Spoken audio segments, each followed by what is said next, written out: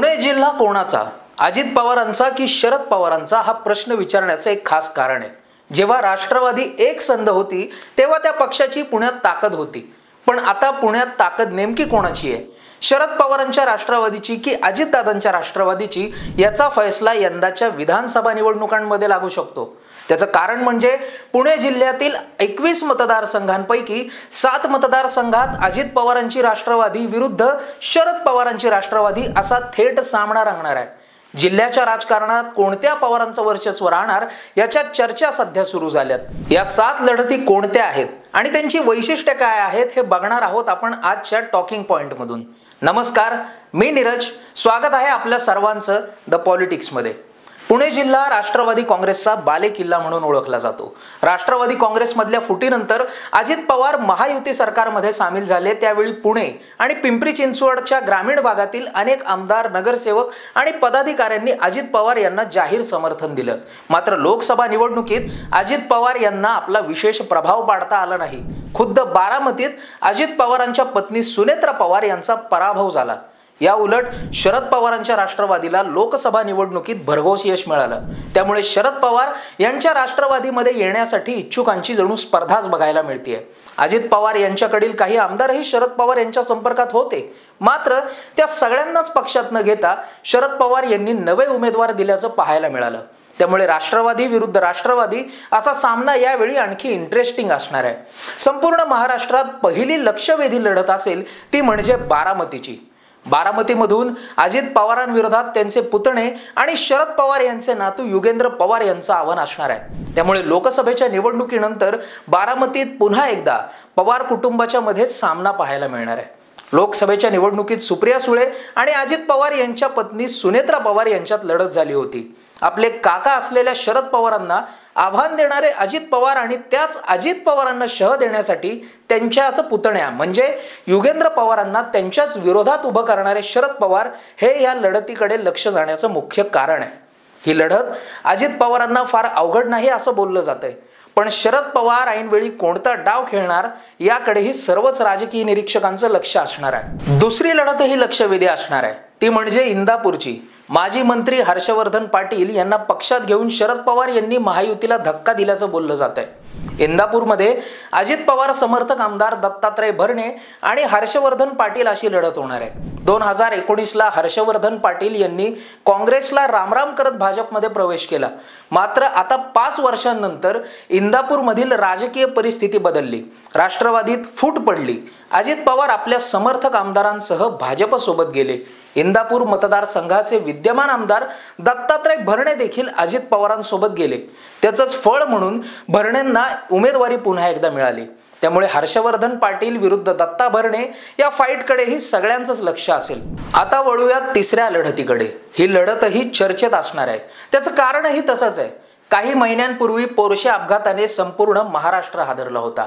ही घटना घडली ती या वडगाव शेरी विधानसभा मतदारसंघात. या प्रकरणामुळे वडगाव शेरीचे विद्यमान आमदार सुनील टिंगरे यांचं नाव चर्चेत राहिलं.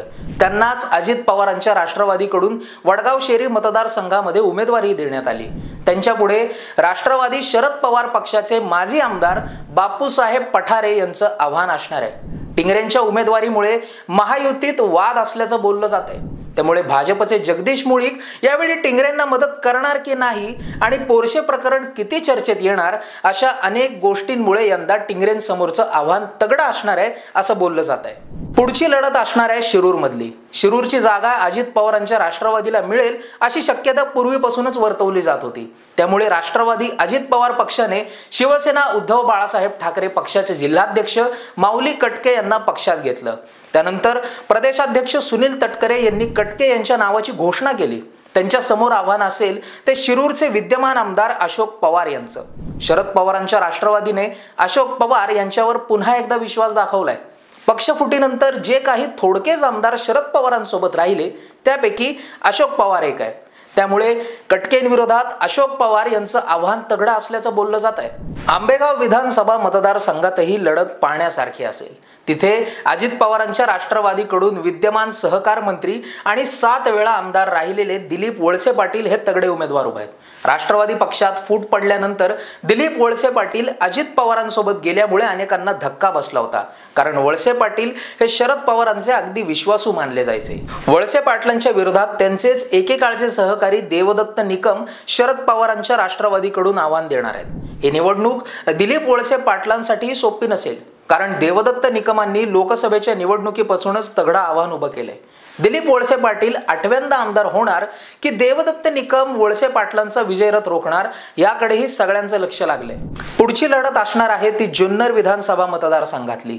राष्ट्रवादी अजित पवार पक्षाचे आमदार अतुल बेनके यांच्या विरोधात विघ्नहर सहकारी साखर कारखान्याचे संचालक सत्यशील शेरकर उभे राहणार आहेत। सत्यशील शेरकर हे तसे काँग्रेसचे, मात्र शेरकरांना पक्षात घेऊन शरद पवार यांनी त्यांची उमेदवारी जाहीर केली। विद्यमान आमदार अतुल बेनके यांनी अजितदादांची वाट धरली। आमदार असूनही राष्ट्रवादीत आलेल्या आढळरावांना त्यांना लोकसभेत लीड देता आलं नाही। या उलट जुन्नरमध्ये तुतारीला तब्बल 51,000चं लीड मिळाल्याने बेनकेंसाठी ही लढत कठीण असल्याचं बोललं जात आहे। त्यामुळे जुन्नरमध्ये तुतारी विरुद्ध घड्याळ असा अटीतटीचा संघर्ष पाहायला मिळू शकतो। पुणे शहरातला आणखी एक चर्चेतला मतदारसंघ म्हणजे हडपसर। या मतदारसंघात अजित पवारांच्या राष्ट्रवादीचे आमदार चेतन तुपे यांच्या विरोधात राष्ट्रवादी शरद पवार पक्षाचे शहराध्यक्ष प्रशांत जगताप असा सामना रंगणार आहे। 2019 मध्ये इथून राष्ट्रवादीचे चेतन तुपे विजयी झाले होते। राष्ट्रवादीत फूट पडल्यानंतर चेतन तुपे अजित पवारांच्या गोटात गेले, त्यामुळेच अजित पवारांनी चेतन तुपेंवर पुन्हा विश्वास दाखवल्याचं बोललं जाते। पुण्यामध्ये जयंत पाटलांनी शरद पवारांच्या राष्ट्रवादीच्या 44 उमेदवारांची घोषणा केली होती। त्यावेळी जयंत पाटलांनी पत्रकारांच्या आग्रहाखातर 45वे नाव प्रशांत जगताप यांचं स्पेशली जाहीर करून हडपसर मतदारसंघात शरद पवारांच्या राष्ट्रवादीने दंड थोपटल्याचे सूतोवाच केले होते। चेतन तुपे आणि प्रशांत जगताप यांच्यातली सामायिक गोष्ट म्हणजे संपूर्ण मतदारसंघामध्ये त्या दोघांचाही प्रभाव नाही अशी चर्चा आहे। तसंच शर्यतीत असलेले मनसेचे उमेदवार साईनाथ बाबर यांचीही या शर्यतीत असण्याची चर्चा आहे। त्यामुळे हडपसरमध्ये मतदार कोणाची बाजू घेतो हे पाहणं तसं औत्सुक्याचं ठरणार आहे। पुणे शहरात बघायला गेलं तर तसं अजित पवारांचा आणि ग्रामीण भागामध्ये शरद पवारांचा प्रभाव असल्याचं बोललं जातंय। त्यामुळे पुण्यातल्या या 7 ठिकाणी धाकट्या आणि थोरल्या पवारांची प्रतिष्ठा पणाला लागली आहे। या 7 लढतीत पुणे जिल्ह्यात वर्चस्व कोणाचं हे कळणार आहे।